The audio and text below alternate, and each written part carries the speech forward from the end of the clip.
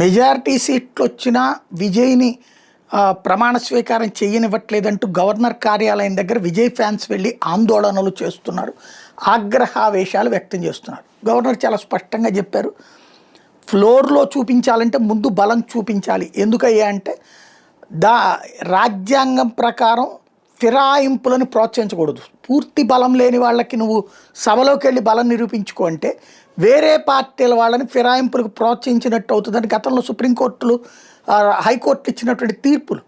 కాబట్టి ఇక్కడ ముందు నీకు ఇచ్చేటటువంటి బలం నేను ఇంకెవరిని పిలవట్లేదు, ఇచ్చే బలం ఏదో నువ్వు ప్రూవ్ చేసుకో అని అడుగుతున్నారు. అది ఒకవైపు. అయినా సరే అక్కడ ఆందోళనలు జరుగుతున్నాయి. రెండో పక్కన కాంగ్రెస్ ఇదంతా బీజేపీ కావాలని ఆడిస్తోంది నాటకం అన్నటువంటి పేరుతో ఆందోళనలకు పిలుపునిచ్చింది. అయితే అదే కాంగ్రెస్ పార్టీకి సంబంధించినటువంటి మాణిక్యం ఠాకూర్ ఏమంటారంటే ఏడీఎంకే అక్రమ సంబంధం పెట్టుకుంటే ప్రజలు హర్షించరు అన్నటువంటిది. అంటే వాళ్ళిద్దరూ కలవబోతున్నారని వాళ్ళ కాంగ్రెస్కి కూడా తెలుస్తుంది. అంటే వాళ్ళిద్దరు సంబంధించినటువంటి మీటింగ్స్ జరుగుతున్నాయి అన్నటువంటిది. ఓవరాల్గా తమిళనాడు రాజకీయంలో ఇక రచ్చ రంబోలా నడవబోతోంది.